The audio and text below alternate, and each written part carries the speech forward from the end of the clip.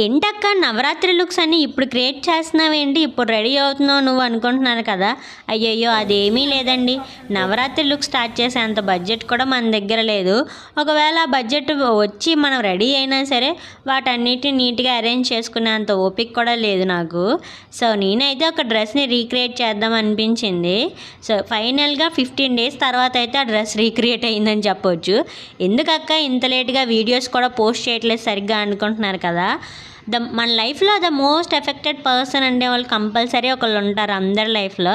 అలాంటి పర్సన్కి ఏదన్నా చిన్నది జరిగిందనుకో అందరికంటే మోస్ట్ ఎఫెక్టెడ్ అయ్యేది మనమే కదా. ప్రజెంట్ అదే ఫేస్లో అయితే నేను ఉన్నానన్నమాట.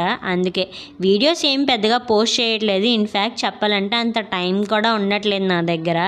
సో అందుకే పిలవకోకుండా వచ్చిన చుట్టాలు త్వరగా వెళ్ళరంటారు. కానీ యూట్యూబ్ విషయానికి వస్తే పిలవకోకుండా నన్ను నమ్మి ఇంతమంది సబ్స్క్రైబ్ చేసుకుంటే మీరందరూ ఎక్కడ వెళ్ళిపోతారని భయంతో అప్పుడప్పుడన్నా వీడియో షూట్ చేస్తున్నాను. ఇదైతే దసరాలో అయితే స్టార్ట్ చేశాను అనమాట ఈ డ్రెస్ని స్టిచ్ చేయటం. ఫైనల్లీ ఇన్ని డేస్ అయింది.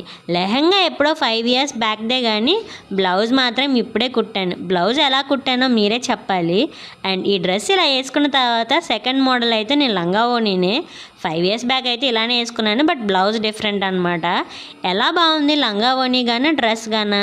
అండ్ నా శ్రీదేవి లుక్